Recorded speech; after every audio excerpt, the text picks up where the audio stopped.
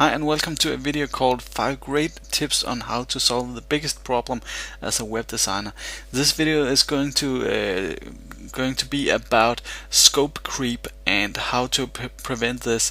If you don't know what scope creep is, it is the problem with clients who keep on adding things to a project. So if you're doing a website and you build the website and you go back to the client to get them to accept the website or the design or anything like that, they say to you, well, I just had this idea and we can just do this and this and put this feature on it and so on, and I just want to talk about how to avoid this situation and how to solve it if you get into working with clients who do these things.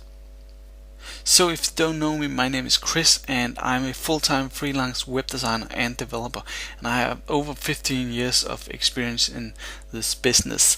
And I have this channel where I talk about design, business development, marketing and experience design, and I think these topics are crucial to developing a great and effective website. So if you have any questions, feel free to send me an email or write them in the comment section below, and be sure to connect with me on Facebook and Twitter.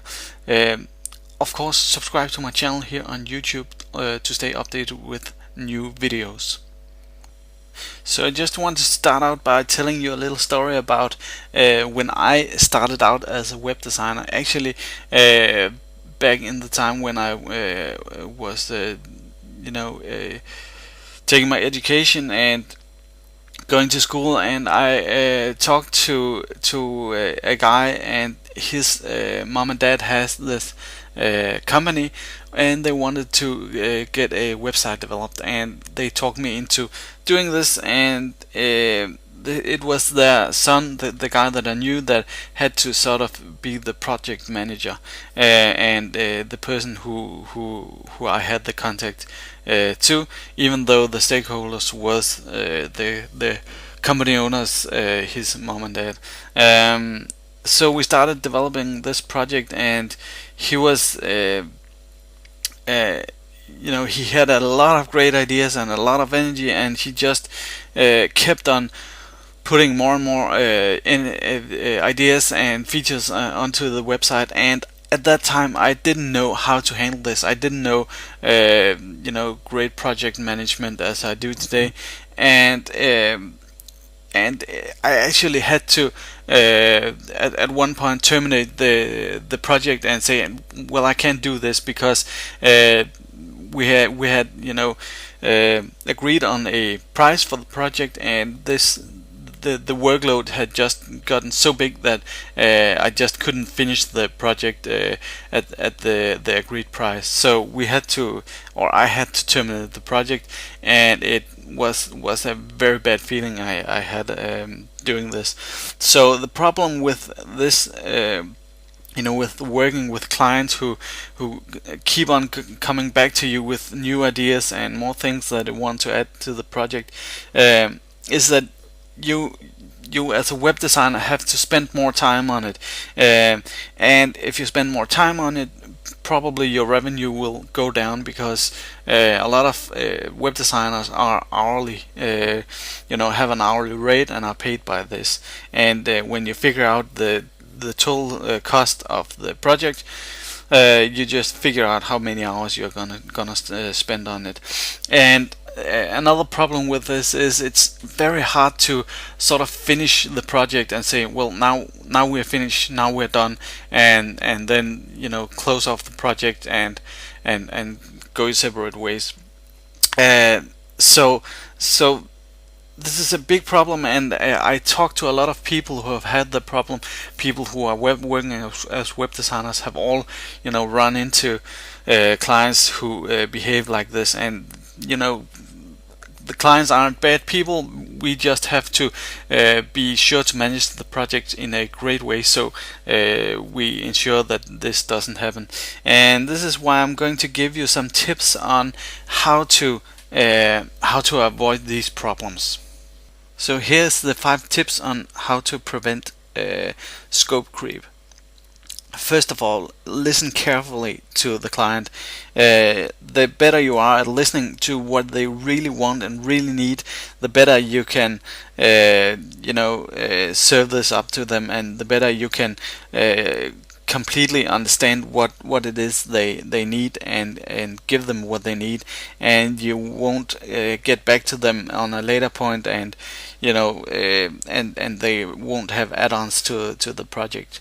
Uh, engage the client in the planning and the process of developing the project or the website.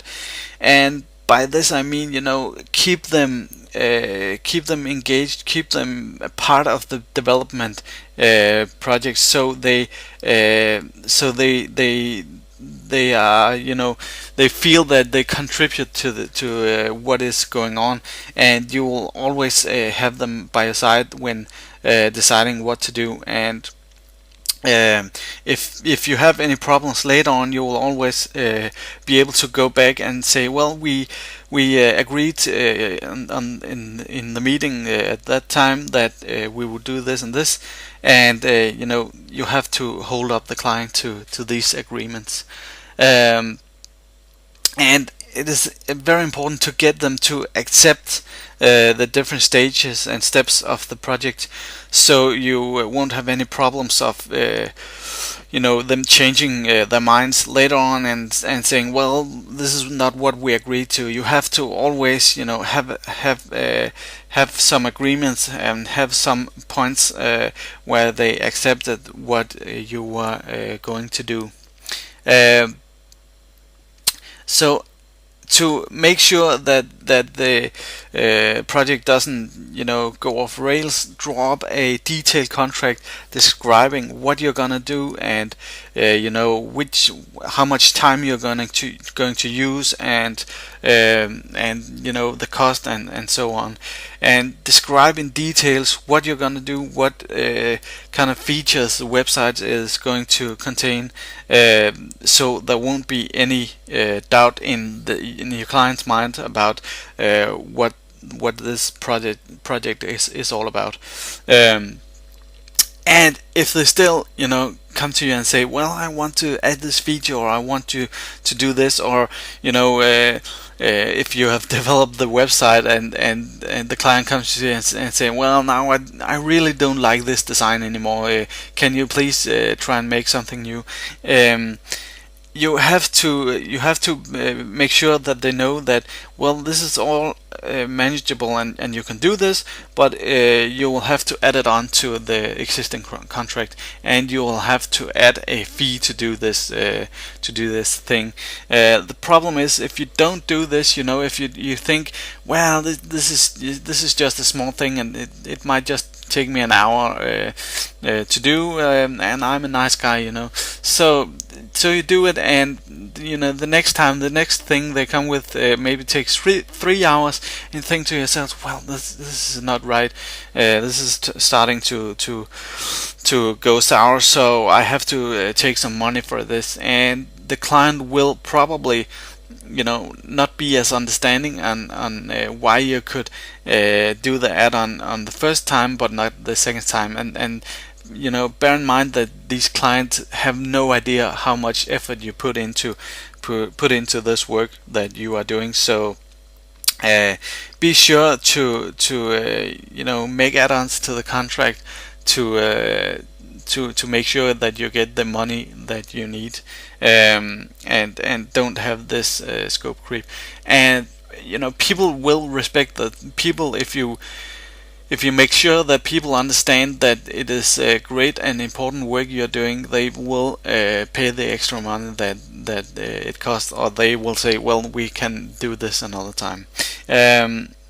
So I hope these tips have given you an idea of how to avoid these problems, or how to solve these problems if they come up. As I said, a lot of people have experience in these problems, and I would love to hear some of the stories out there, if you have any, about this, and about how you solved it, if you have been here. So Don't be a stranger. See you later. Bye.